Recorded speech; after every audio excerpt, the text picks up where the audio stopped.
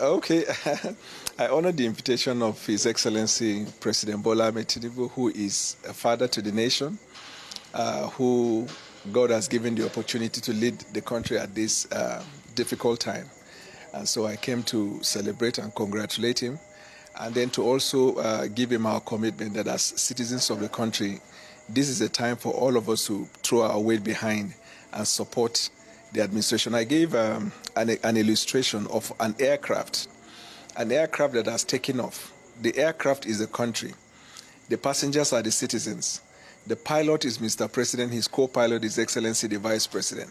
The cabin officials might be the ministers or other agents of the Federation.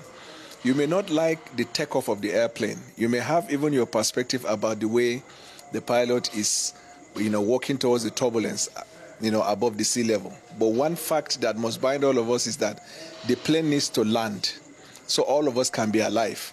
When it lands, you can also say you don't like the way it lands. But at the 39,000 feet above sea level, the prayer of everybody, including the pilot and the passenger, will be the safe landing of the plane. Because if the plane crashes, apart from the aircraft getting destroyed, the pilot, the co-pilot, the cabin members, and all the passengers' life at risk.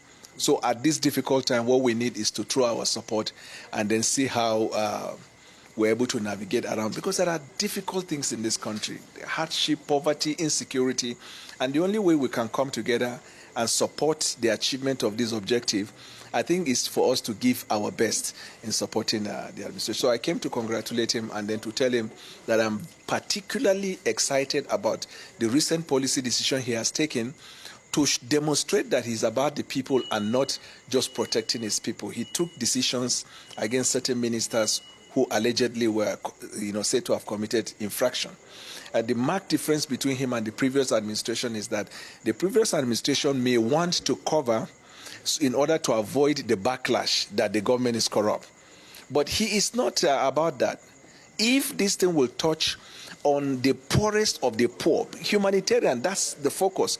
And anybody who is caught wanting should not be covered. I told Mr. President I was thrilled by that decision. Yesterday again, he surprised us by the policy decision he has made to reduce the cost of governance. So it is like the unfolding. The most important thing in my communication with him was to look at his demeanor as he was talking to me about his passion for the country and the intention, to make sure that he leads a country with integrity. And you can have opinion from outside. When you sit from across table and you hear him, you can see what I've been taught as a lawyer is you not just know the law, you must know the demeanor of the judge. This informs your capacity to advocate. And that's what I did today. I was looking at the demeanor. I could see the passion and the conviction to lead.